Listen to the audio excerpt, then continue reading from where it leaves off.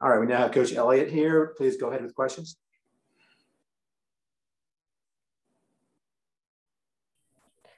Tony, this is Grace Rayner from The Athletic. When you look at the sacks, how much, I know obviously you guys just got off the field, but how much of those do you think were on the offensive line, and how many of them do you think were on DJ? No, I know there were a couple situations, Grace, in particular in the first sack when we were backed up.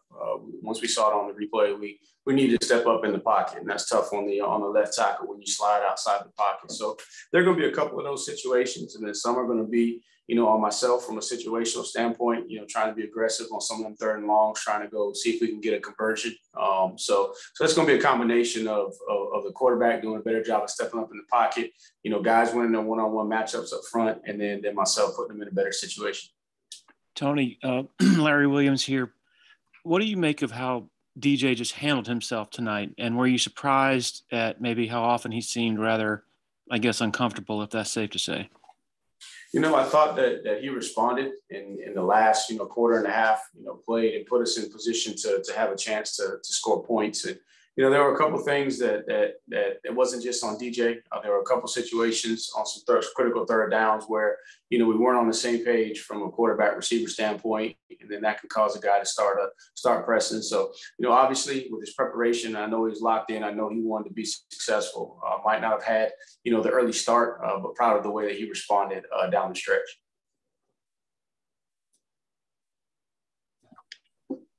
Tony, with the passing game, did you feel like it was more of missed throws, miscommunication, or receivers not getting open? Just what did you see as kind of issues with it? There were a couple situations where we had some option routes and some things that they can do a little bit different, and we weren't on the same page there. And again, you got to work through those things as you go through the season from a timing and being on the same page. And there were a couple of times from a progression standpoint we didn't start the progression exactly where we needed to start it. And there were a couple of times I know there was a situation right after that turnover that I put him in a tough spot.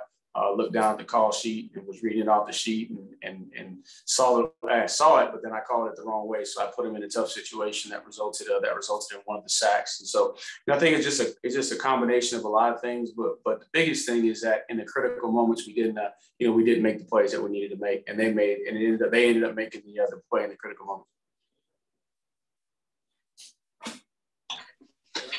With Justyn, were you surprised he didn't have more of an impact in the slot and more of an impact on the game? I think it was tough, all the way around, especially we had 7 plays in the first quarter. And I think we started both drives, inside the 10-yard line. And so kudos to the defense, man. They played their butts off and battled through while we had the backed up field position. So I think it was just a combination of field position early on, and then we were never really able to establish a rhythm. And when you're not in rhythm, then you're just trying to figure out, what are the best, play calls that you get yourself in to try and establish that rhythm. And then at the end of the day, once you have that rhythm, then you can start thinking about getting back to your players and getting them certain touches. Hey, Tony, what went into the decision at the end of the game to go for it on that fourth down? I just asked Coach what you want to do, and he said, "Hey, let's go try and win the game." And so we went for a 4th and 5, a manageable situation. Coach will be able to tell you kind of his thought process. For me, I'm just asking, hey, Coach, are you going to punt here? Or are you going to go for it? And he said, hey, let's go try and win the game. And that was the thought process that he expressed to me. Tony, the quarterback run game was basically non-existent. Can you maybe share some insight into why that was? Right. And, we had a couple of called runs there. Biggest thing is just we weren't able to establish a rhythm, and so we were trying to kind of settle DJ in, give him just some rhythm throws to be able to get him under control, get him back, kind of feeling like he's got command of the game. And so, biggest thing for us was the run game. We were trying to establish it, and you take out the sacks, and we had over 3+ yards to carry or so in that range. But biggest thing is when we started to get going, then we would have some critical penalties, or we'd have a one-on-one breakdown or a matchup issue that resulted in a sack. And so the biggest thing was it's just hard to just establish an overall rhythm to be able to get to any kind of run game. Coach, on the interception in particular, what did you see there? Biggest thing there is it was a situation where, targeting Ross there, giving him the ability to kind of read leverage. And if you're going to read leverage and go inside, then you got to make sure you do a good job of protecting the quarterback by crossing any kind of inside leverage defender's face. And we didn't get across his face. I think the quarterback was trusting his receiver. He delivered the ball, and we didn't protect him from a receiver standpoint by crossing that guy's face. So it was just one of those deals where that's one of those critical plays that I was talking about that we didn't execute it at a high enough level, and they ended up making a play. Tony, how good was this Georgia defense in terms of some of the other elite defenses y'all have played? And how much of it was them? You gotta tip your hat to those guys. They played hard. I thought they did a couple of things early on, changed up and broke some tendencies, especially in particular on that first third and long. They hadn't been a team that had dropped a ton of drop eight in that situation, so they did a good job there. They're going to be up there with some of the top defenses. Again, they've been top stopping the run for the last two seasons. They got a lot of experience, a lot of depth, and as they continue to play throughout the course of the season, I think their secondary will continue to improve. So it's a good defense. The biggest thing for us is we got to take away from it that, hey, we can play with them if we execute at a high level. But if we don't make the critical plays, they're too good of a defense that they're going to be able to capitalize on those mistakes. Tony, this is Gene in Charleston. What's your biggest concern going forward as to what might not be as easily fixable after tonight? I'll have to watch the tape to be able to honestly answer that. The biggest thing for me right now is making sure that the guys respond the right way, taking ownership of the good and the bad, and then come back to work on Monday with the mindset of trying to go 1-0 on the week, win the day. That's the biggest challenge for me. I think that as we look at the film, DJ will easily see opportunities to be able to step up in the pocket. There's going to be some situations where he's going to learn where he can throw the ball away just to get us to the next play as opposed to trying to extend it sometimes.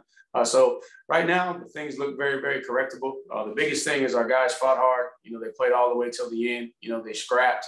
They didn't back down. And if you have that, from the beginning, then you can build off all the other things schematically. We'll get better on our timing. We'll do a better job as coaches, making sure that they put them, in the best situation possible. But the biggest thing for us is just to go back and, be humble, go back to work, own our mistakes, and attack our mistakes throughout the course of the week and figure out a way to go 1-0 next week. Cool. Tony, this is Anna Clemson, 24/7. What was kind of the main issue, I guess, in the lack of rhythm between the pass catchers and DJ? The offensive line was letting guys through, and there wasn't a lot of time, but it did seem like there was, I guess, a lack of rhythm between DJ and the receivers. Yeah, we'll have to look on tape to see exactly what happened. But as you look through it, there were a couple of missed assignments, that we need to clean up. Where the quarterback's expecting the guy to be in one place and the receivers in another place. So that's some things that happen there. And then, trying to get five guys out on the route to really stress the defense, puts a little more pressure on the offensive line, and we got to do a better job of passing off some of the twists and making sure that we bump back so that we can close off gaps and buy the quarterback a little bit more time. The quarterback's got to do a good job of stepping up in the pocket, and not drifting in the pocket one side or another, but step up in the pocket, trust his progression. Deliver the ball downfield. So there's going to be some things that we'll see that we can get better, but I believe it'll all be fixable. Tony, was Ngata a bright spot for you guys, and what did you see from him tonight? I thought he made some tough catches, some contested plays. Man, he was going across the middle. He was catching balls in traffic, taking some big hits. So it was good to see him, be able to complete a game, go out there and play, from start to finish, at a high level. And so it was a bright spot for us, and we're going to need him to be at his best down the stretch.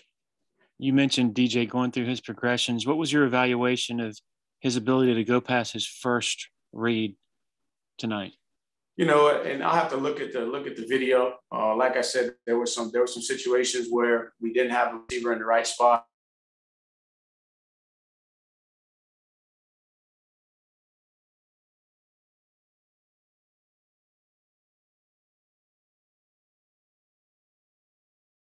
What I know about DJ is he's got unbelievable character, man. He's going to this game right here. He's going to get better, and the future is still extremely bright for DJ. So again, not the outcome that we wanted.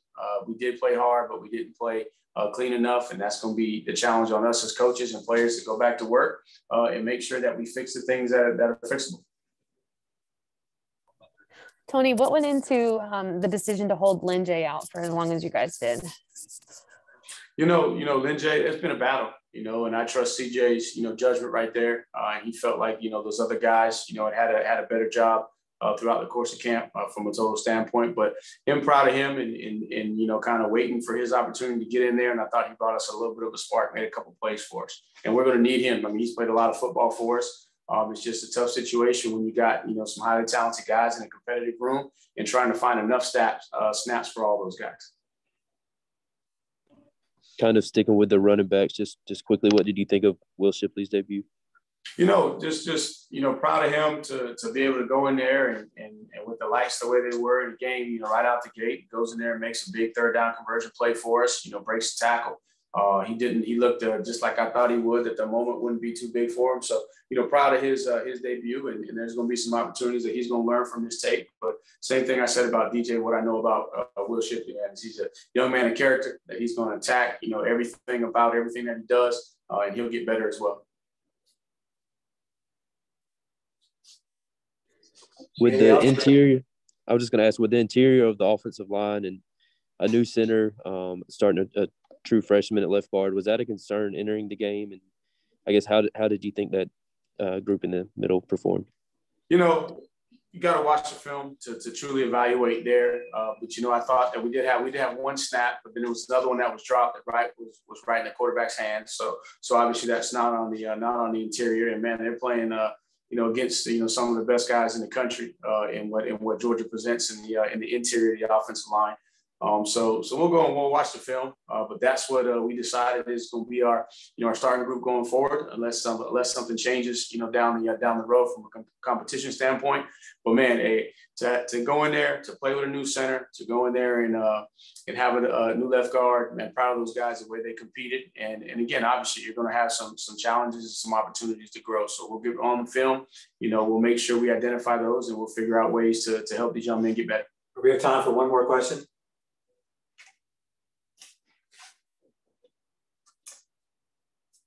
Okay, if there's nothing else for Coach, we'll end it here, and we'll have DJ Uiagalelei up next. Thank you, guys.